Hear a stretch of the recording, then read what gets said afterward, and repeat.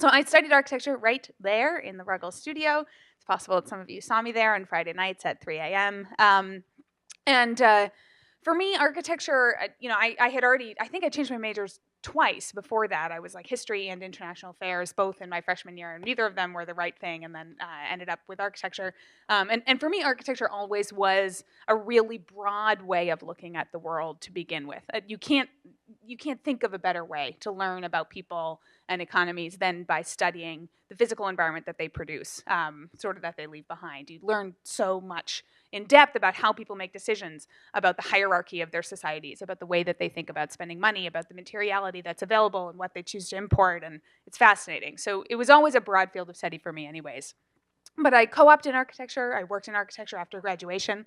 And then, some kind of lucky things happened that I also ended up staying really open to, that were outside of my normal everyday stuff. So a lot of my architecture friends, if they got asked at their jobs to do something like help with marketing or help with planning an event, they were like, that's not really my job. That was never really my MO. I just said yes to helping with all the things. And so what happened was that my firm ended up at the middle of this kind of interesting political confluence of things in Boston, where Mayor Menino had entered his final term in office in 2010, and he started the Innovation District Initiative. And has anyone been to the Seaport? You guys leave Northeastern sometimes and go off? Okay, good. Just checking. So the Seaport 5 years ago was all parking lots. There was almost no buildings there at all. And it was the middle of the recession. The bottom had fallen out of the financing on a lot of the big projects that were supposed to move forward.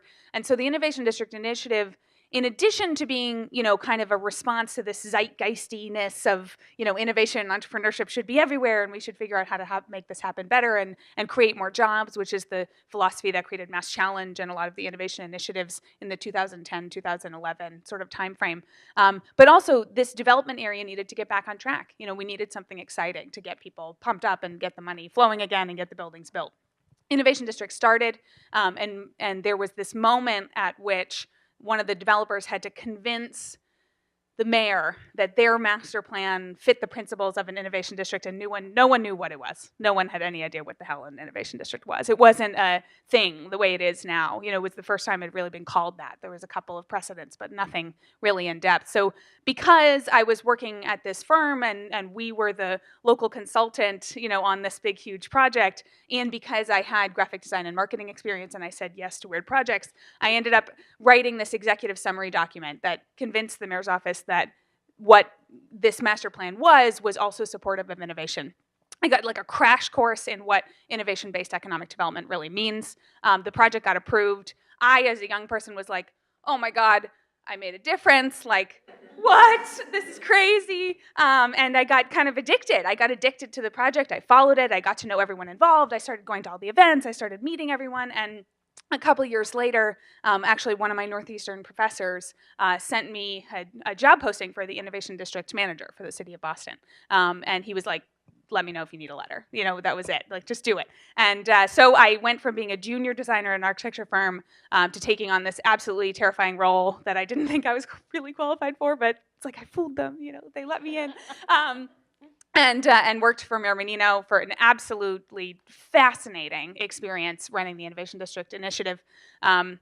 We grew a lot of jobs. We, worked with a lot of companies. I met every entrepreneur in the city and figured out what they needed and how could we get it for them. And then from there, ended up coming over to District Hall, which is kind of a really long thread for me. Also, when I was working in architecture, I was on the design team for District Hall at my firm, continued to work on it while I was at the city, and now I'm the general manager of this little building that I helped design to begin with, which is kind of a center for innovators and entrepreneurs, and all the people I worked with, and all those jobs are always there all the time. So it feels like I've had the same job for a really long time, and even though I'm a building manager, nonprofit program runner, economic development policy thinker now, and I started as a designer, it all is kind of the same job. Yeah, that's my strange story of the last few years.